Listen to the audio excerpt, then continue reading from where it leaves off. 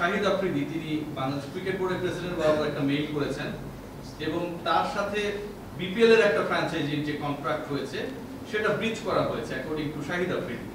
কারণ এটা এমন একজন ক্রিকেটার, এমন একজন লেজেন্ড যে মানে দাবিটা করেছেন এবং প্রশ্নটা তুলেছেন, তিনি প্রধান উপদেষ্টা পর্যন্ত যেতে রাজি, মানে এতটা তিনি খেপে গেছেন বা বিগড়ে গেছেন।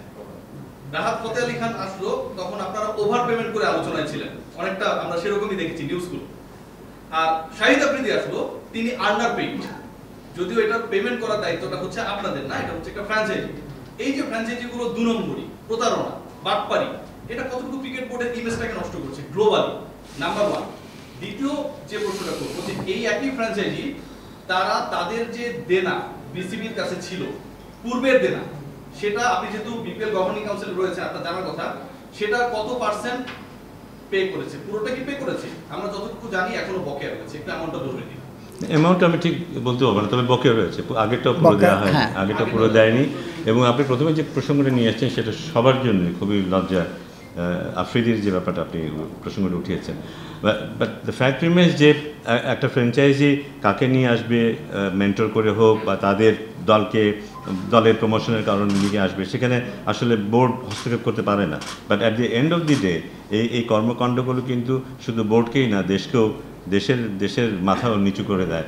সো এটা তো ডেফিনেটলি আমাদের নজরে এসেছে এবং এটা নিয়ে আজকে আলাপ হয়েছে, বিশেষ করে এটা নিয়েও আমাদের আজকে আলাপ হয়েছে যে আমরা কীভাবে একটা ডিফেন্স মেকানিজম তৈরি করব যেন কেউ চাইলেও ভবিষ্যতে এমন কিছু করতে না পারে। আমার ধারণা যে অন্য কোনো ফ্র্যাঞ্চাইজিতে এমন করতে হয় না, যারা যে দায়িত্বটা নেয় তারা মোটামুটি সেই দায়িত্বটা পালন করে। কিন্তু আমাদের মনে হয় নিয়মের বাইরে গিয়েও কিছু নিয়ম তৈরি করতে হবে আমাদের ভবিষ্যতে, যেন এই ধরনের কোনো কাজ কেউ করতে না পারে, যাতে ক্রিকেট ক্ষতিগ্রস্ত হোক বা তার চেয়ে বড় কথা দেশের সম্মান ক্ষতিগ্রস্ত হোক। আরেকটা প্রশ্ন আমি যদি অ্যালাউ করতে চাই, আপনি ক্রিকেট অপারেশনসের দায়িত্বে রয়েছেন, খুব গুরুত্বপূর্ণ ডিপার্টমেন্ট। আমাদের প্রিয় সালাউদ্দিন স্যার তিনি বলেছেন যে বাংলাদেশ দলের চ্যাম্পিয়ন্স ট্রফির প্রিপারেশনটা আপ টু দ্য মার্ক ছিল না, এরকম একটা প্রেস কনফারেন্সে তিনি বলেছেন, সেটা রাওয়ালপিন্ডিতে। সো এই প্রিপারেশনটা কেন আসলে প্রপারলি হলো না? আমরা কি জাতীয় দলের আইসিসি ইভেন্টের চেয়ে বিপিএলকেই বেশি গুরুত্ব দিলাম কিনা?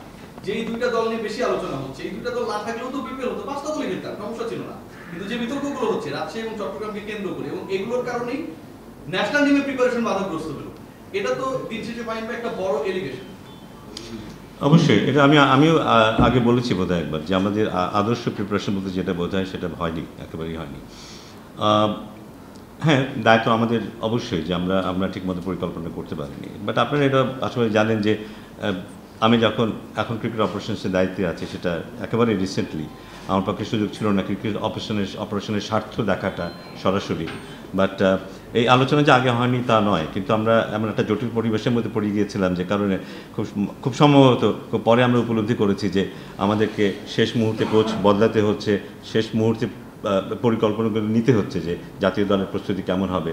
কারণ আমরা খুব আশাবাদী ছিলাম, এবার যে বিপিএল দেখেছি, আমাদের ক্রিকেটের যে ফর্ম দেখেছি, আমরা খুব আশাবাদী ছিলাম। কিন্তু আমার ধারণা যে আমরা প্রিপারেশনটা খুব ভালো একটা না হওয়ার কারণে আমাদের এই পারফরমেন্সটাকে ওখানে নিয়ে যেতে পারিনি।